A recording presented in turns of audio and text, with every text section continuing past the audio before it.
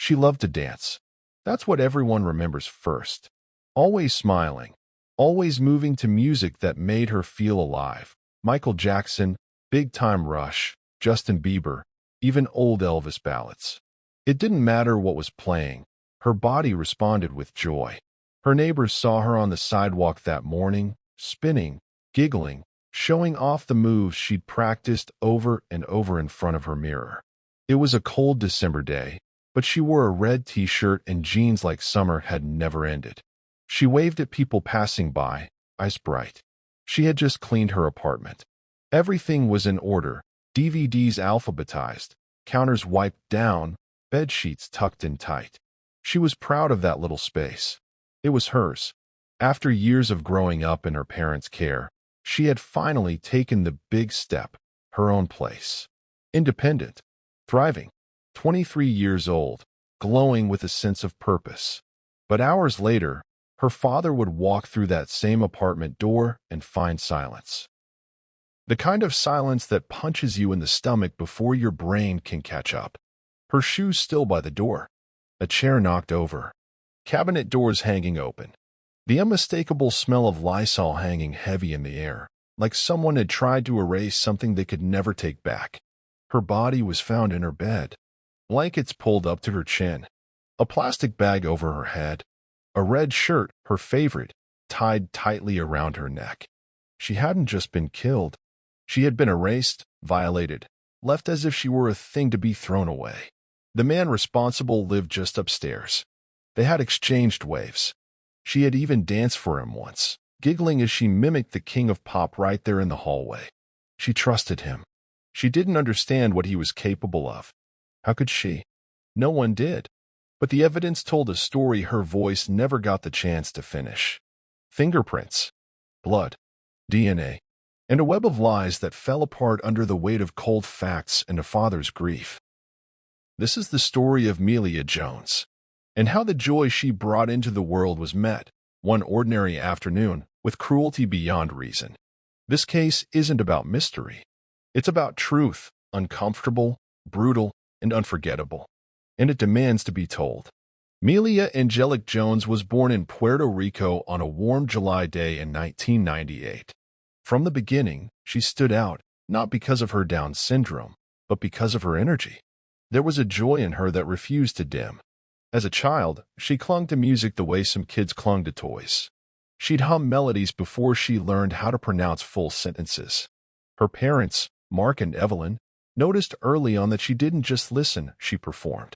She wore sequins to the kitchen. She danced on the front porch. And when the music started, it didn't matter who was watching. The family later moved to Alexandria, Virginia. Melia attended Mount Vernon High School and then the Pulley Career Center. Her teachers would say she was punctual, polite, and always the first to volunteer. She took pride in her routines. She liked when things made sense. When her DVDs were arranged in a straight line. When her hairbrush sat in the exact same spot every morning. Her mother described her as full of life and laughter. Her father called her an angel that danced. When she landed a job at the Fort Belvoir Army Commissary, it wasn't just a paycheck. It was purpose. She loved it. She talked about it constantly. Her coworkers, her customers, the lunch breaks where she could sneak in a tune or two on her earbuds. She was even named Employee of the Month. The certificate hung on her wall next to posters of Justin Bieber and Michael Jackson. Her parents were nervous when she said she wanted to live alone. Nervous, but supportive. She had earned it. She had grown into a responsible, independent young woman. They found her a place. A modest one-bedroom apartment on South Van Dorn Street in Alexandria. It wasn't flashy, but it was clean and quiet. A good community. Secure. Her parents helped her move in. Her father taught her how to reset the breakers. Her mother stocked the fridge and showed her how to portion out frozen meals. They came by often. Checked in. Called nightly. She followed every rule. She locked her doors. She never invited strangers. And she always called if anything made her uncomfortable. Melia's world was small, but it was full. She had her music, her job, her family, and her newfound independence.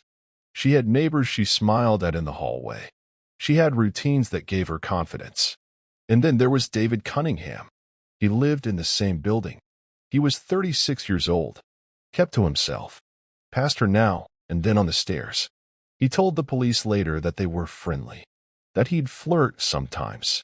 She was 23, developmentally closer to 10 or 11. She waved at everyone. She trusted people too easily. There is no evidence she understood what he meant by flirt. There is no record of a friendship. Only a single, heartbreaking detail that neighbors recalled. One afternoon, she danced for him in the hallway. A short, cheerful performance. Just a few seconds. He watched. He smiled. She laughed and skipped back to her apartment. That would be the last time anyone saw Melia Jones alive. It was December 4th, 2021. A Saturday. Cold, clear skies.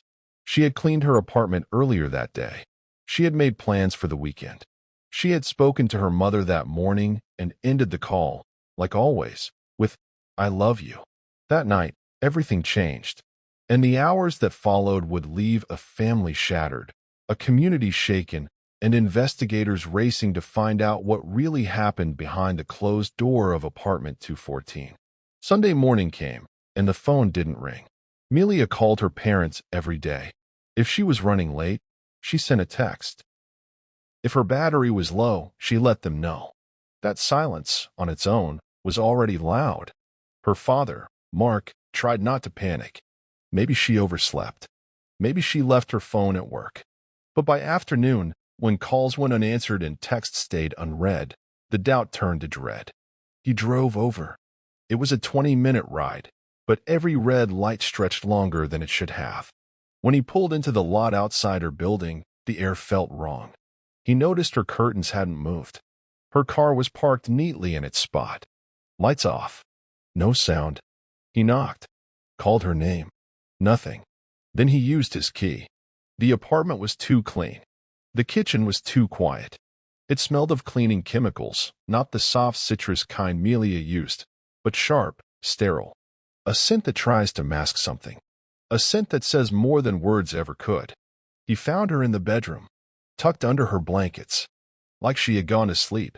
But her face was pale. Her chest didn't rise. Her body was still. He called 911, his voice breaking into pieces. "She's cold. My baby's cold." When the first officers arrived, they were struck by how calm the scene appeared at first glance. But the details were wrong. Too wrong. The bed was made, but her position was unnatural, arms by her sides, like she had been placed there. The blanket tucked neatly around her neck. It looked intentional. It looked staged. Then they noticed the plastic. A bag tied around her head, and beneath it, a red shirt tied around her neck, knotted with force. It was a homicide. As detectives began their work, they noticed strange details. A chair tipped over in the corner. Cleaning supplies under the sink, one of them missing its cap. The Lysol bottle, nearly empty. The DVD shelf, usually aligned by title, had one disc missing. Her phone wasn't on the charger.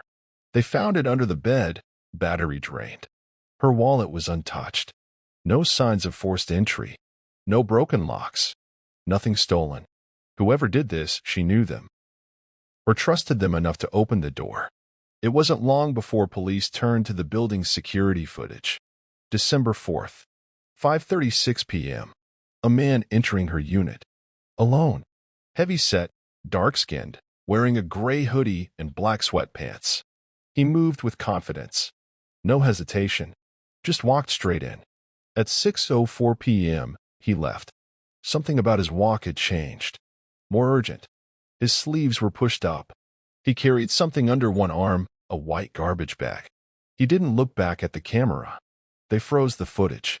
Ran it against tenant records. David Cunningham. Apartment 318. He lived just above Melia. No prior criminal record. No complaints. A ghost, really. Quiet, kept to himself, paid rent on time. But neighbors remembered things. Little things. He watched from his window, often. He asked questions. Once, he tried to borrow a vacuum from Melia. She said no, and told her mom it made her uncomfortable. He wasn't just a neighbor. He knew her schedule. He knew when she was alone. Police knocked on his door. He answered, calm, shirtless, invited them in. They noticed scratches on his hands. Said it was from his cat. The apartment smelled like bleach. A lot of it. The same brand Melia used. They asked him where he was the night before. He said home. Alone. No visitors. Then they showed him the footage. At first, silence. Then a sigh. He leaned back and shrugged. She let me in, he said. I flirted with her sometimes. The words hung in the air like poison. She let him in. There was no sign of struggle at the door. No forced entry. She had trusted him. When detectives pressed, his story began to bend. He said they talked, listened to music, that she danced, that she hugged him. Then he left. But the crime scene told another story. There was blood. On her sheets. On the inside of her lips. Signs of compression around her neck. Even beneath the red shirt. Her airway had been blocked. She had fought. Silently. Briefly. Then nothing. It wasn't just an act of violence. It was control. Deliberate. Cold. The garbage bag he carried out? Never found. But later that day, a maintenance worker discovered a bloody t-shirt and a pair of black gloves in the trash chute. DNA results wouldn't take long. Melia's blood. David Cunningham's fingerprints. And underneath her fingernails, skin that wasn't hers. A match. Detectives had what they needed. But what they uncovered next would complicate everything. Because David wasn't just lying about that night. He was lying about everything. They brought David Cunningham in for formal questioning 2 days after Melia's body was found. He sat quietly at first. Not fidgeting. Not angry. Just quiet. As though none of it concerned him. As though he had been preparing for this moment long before it ever arrived. The detectives began with the basics. Where he had been. What he'd done. He repeated his story. He had been home all day, watching TV. Alone. No visitors. No noise. They slid the photo across the table. A freeze frame from the hallway camera. 5:36 p.m. Gray hoodie. Entering her unit. There was no denying it. His expression didn't change. She let me in, he repeated. I didn't hurt her. But now the detectives were armed with more than a blurry photo. They had forensic results in hand. They laid out the crime scene photographs. Melia in her bed. The plastic bag. The red shirt wrapped twice around her neck, knotted so tightly the skin beneath had broken. They described how her body showed signs of both manual strangulation and asphyxiation. This wasn't an accident. This wasn't sudden. It was sustained, measured, intentional. They asked him how her DNA ended up on his clothes, why his blood was on her sheets, why his skin was under her nails. His eyes flicked down. Then he changed his story. He said she kissed him, that it was mutual, that she wanted him to stay, that he touched her, but nothing bad happened, that she went to bed, fine, and he left. But that story shattered under the weight of physical evidence. Melia's body told the truth. She had bruising around her jaw, finger marks, petechiae in her eyes and on her cheeks. Classic signs of suffocation. There were scratches on her neck, as if she'd tried to claw the bag away. On her arms, faint defensive wounds. Not enough to stop him, but enough to show that, at the very end, she fought. They showed him the autopsy report. She had been sexually assaulted. His DNA was recovered from her body. There was no mutual affection. There was no misunderstanding. It was violent. And when they confronted him with that, he said nothing. No outrage. No denial. Just silence. Detectives searched his apartment again, this time more thoroughly. Inside a laundry hamper, they found the hoodie from the footage. Traces of Melia's blood were found on the sleeve. On his phone, they found deleted searches.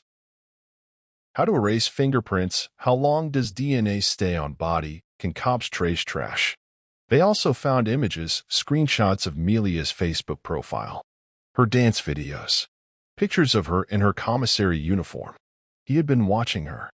Long before that night. Building a narrative in his head. And then, one day, when the hallway was empty and the apartment quiet, he acted. The prosecution would later argue this wasn't a moment of passion or confusion. It was a planned attack, and they had evidence to prove it.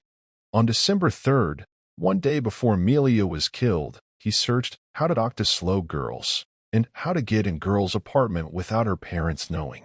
He knew what he was doing. He knew exactly who she was, and that made it all the more unforgivable. He had studied her routines. He had waited for her to be alone, and he used her kindness, her innocence, as a weapon. When police interviewed Melia's co-workers at the commissary, many remembered her talking about a man upstairs. One who liked her dancing. One she was trying to avoid. She told one friend she felt weird around him, but she didn't understand fear the way most adults did. She didn't have the language for grooming or coercion. She thought staying away was enough.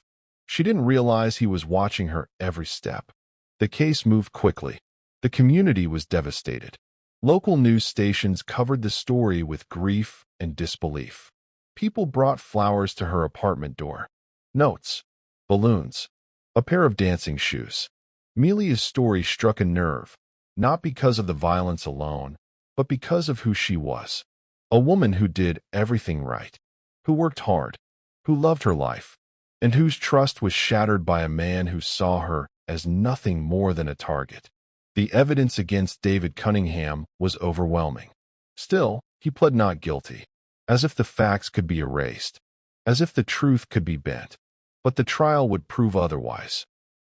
And in that courtroom, Melia's voice would be heard again, through the evidence, through the testimony, and through the grief of the family who loved her more than life itself. The courtroom was silent when her father took the stand. Mark Jones, once a man of gentle words and warm smiles, stood with trembling hands and eyes that had not known sleep since December 4th. He looked directly at the man seated just feet away, the man accused of robbing his family of everything. He didn't scream. He didn't curse. But his voice broke in a way that cut through every corner of the room. She was my daughter. My only girl. She was kind to people who didn't deserve it. She had plans. And he took that from her for what? No one answered. Melia's mother, seated in the front row, clutched a small silver pendant with her daughter's name on it. She hadn't spoken to the press. She didn't need to. Grief lived in her silence. The prosecution laid it out piece by piece. The timeline, the surveillance, the DNA, the deleted searches, the false statements, the autopsy. There were no cracks, no missing pieces. The science told the truth David Cunningham refused to tell. The defense tried to argue mental instability, claimed their client had emotional deficiencies, social delays, and a lack of understanding of boundaries. But Melia had been the one with documented learning challenges, and she had never hurt a soul. They said he didn't know what he was doing, yet he cleaned the scene, disposed of evidence, deleted his internet history. He knew enough to hide. He knew enough to lie. When the jury left to deliberate, the courtroom held its breath. 3 hours later, the verdict came back. Guilty. First-degree murder. Aggravated sexual assault. Tampering with evidence. Melia's mother let out a single sob. David showed no reaction. No apology. No tears. At sentencing, the judge didn't raise his voice. He didn't need to. This was not just a loss of life. This was a theft of innocence. A calculated, deliberate betrayal of trust. And for that, Mr. Cunningham, you will spend the rest of your life in prison. Without the possibility of parole. Life. Without freedom. Without escape. But there was no comfort in the finality. No peace in the punishment. Only silence. After the trial, Melia's family started a foundation in her name. A scholarship for young women with developmental disabilities who want to pursue performing arts. They called it Melia's Light. Each year, on her birthday, they host a dance recital in her memory. The room fills with music, with color, with joy. Exactly how she would have wanted it. People talk about her laugh, her walk, how she moved through the world like it still had beauty left in it. Her favorite performance was Michael Jackson's Smooth Criminal. She practiced it for weeks in her room, played it loud, threw her arms into the air like she was performing at Madison Square Garden. That night, Before she was killed, she danced for him. Her mother later found the track still queued up on the TV screen. She had put on a show for someone who did not deserve her light. And then she went to bed. She never woke up. There are stories that stay with you, not because of how they end, but because of who they belong to. Melia Jones was more than a headline, more than a case file. She was love in human form, joy, trust, music. And even now, long after the courtroom closed and the news cameras turned away, she dances. In memory, in legacy, in every girl who dares to believe in the good of people, even when the world doesn't deserve it. What justice means to one family may never heal the pain of what they lost. But what do you think? Was the punishment enough? Should there be more protections for people like Melia? Let us know in the comments. And if this story moved you, share it. Keep her name alive. For more true crime stories that uncover both tragedy and truth, make sure to like, subscribe, and turn on notifications. Her name was Melia Jones, and she mattered.